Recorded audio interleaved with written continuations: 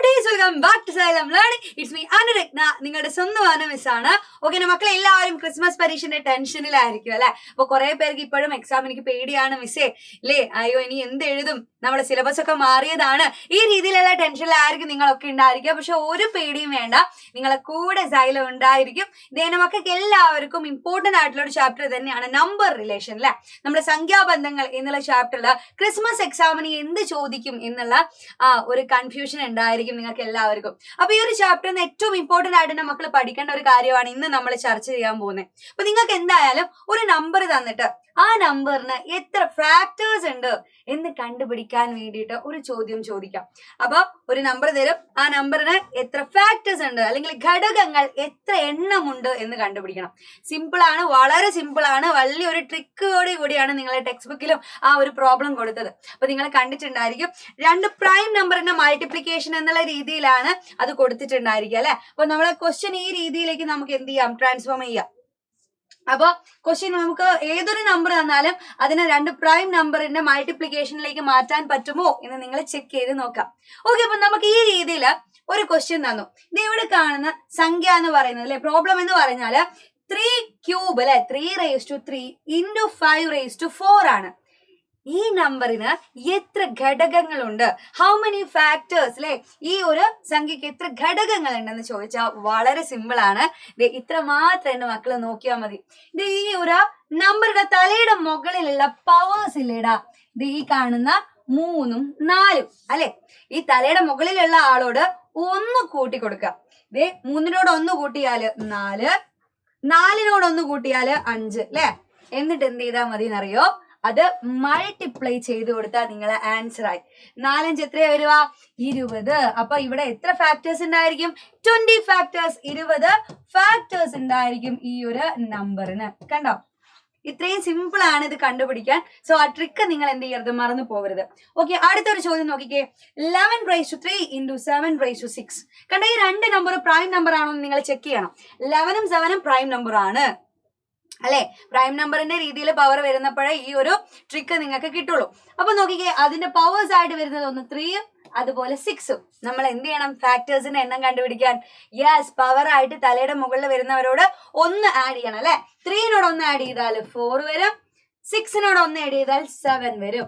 എന്നിട്ട് ഈ രണ്ട് നമ്പറും മൾട്ടിപ്ലൈ ചെയ്താൽ നമ്മളെ ആൻസർ ആയി. അപ്പൊ 4 × 7 എത്ര വരൂടാ, 7 4 28 ഫാക്ടേഴ്സ് എന്ന് കിട്ടിയിട്ടുണ്ടാവും ഇല്ലേടാ, 28 ഫാക്ടേഴ്സ്. ഇനി അടുത്ത ചോദ്യം നോക്കിക്കാൻ നിങ്ങൾ, സിമ്പിൾ ആണ് അല്ലെ.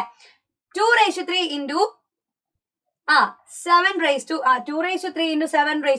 7⁻2 എന്ന് പറയുന്നു വേണ്ട, 7². അപ്പൊ നോക്കിക്കേ, എന്ത് ചെയ്യണം, തലയുടെ മുകളിൽ ആരൊക്കെയാണെന്ന് നോക്കണം. രണ്ടും പ്രൈം നമ്പർ ആണ് അല്ലെ, 2ഉം 7ഉം പ്രൈം നമ്പർ ആണ്.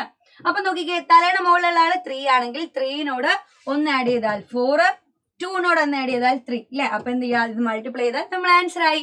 4 × 3 എന്ന് പറഞ്ഞാൽ എത്ര വരൂടാ, 12. അപ്പൊ 12 ഫാക്ടേഴ്സ് ഉണ്ടായിരിക്കും എന്ന് നമുക്ക് ആൻസർ കിട്ടി.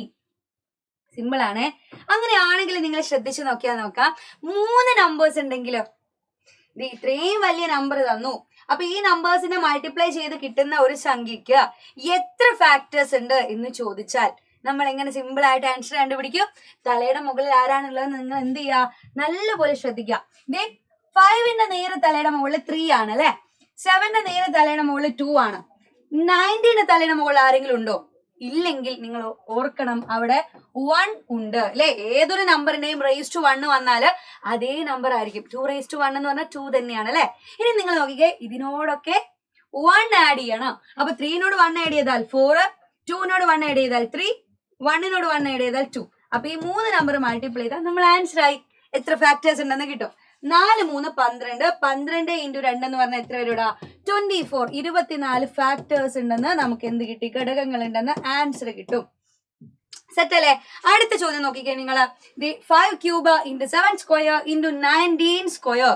തലയുടെ മുകളിലുള്ളവരെ ശ്രദ്ധിക്കണം. അപ്പൊ 3, 2 and 2 എന്ത് ചെയ്യണം, 1 കൂട്ടി നോക്കണം അല്ലെ. 3നോട് 1 കൂട്ടിയാൽ 4, 2നോട് 1 കൂട്ടിയാൽ 3, 2നോട് 1 കൂട്ടിയാൽ 3. ശ്രദ്ധിക്കുന്നുണ്ടോ? എന്ത് ചെയ്യാം, നമ്മള് ഇത് മൾട്ടിപ്ലൈ ചെയ്ത് കൊടുത്താല് ഇതിന്റെ ആൻസർ കിട്ടും അല്ലെ. 4 3 12 അല്ലേടാ, 4 3 12. ഈ 12നെ വീണ്ടും എന്ത് ചെയ്യണം, 3 കൊണ്ട് മൾട്ടിപ്ലൈ ചെയ്യണം. അപ്പൊ 12 into 3 എന്ന് പറഞ്ഞാൽ എത്ര വരൂടാ? 36 ഫാക്ടേഴ്സ് ഉണ്ടെന്ന് ഉത്തരം കിട്ടും. 36 ഘടകങ്ങളുണ്ട്. ഈ ഒരു വലിയ നമ്പർ ഗുണിച്ചാൽ കിട്ടുന്ന സംഖ്യക്ക് വളരെ സിമ്പിൾ ആയിട്ട് കണ്ടുപിടിക്കാം. പവറിനോട് 1 കൂട്ടിയിട്ട് മൾട്ടിപ്ലൈ ചെയ്ത് കൊടുത്താൽ മതി. അങ്ങനെയാണെങ്കിൽ എന്നെ മക്കൾ എന്ത് ചെയ്യുക? നമ്മളെ ബോർഡിൽ ഇപ്പൊ കാണുന്ന ഈ ഒരു ചോദ്യം ശ്രദ്ധിക്കുക.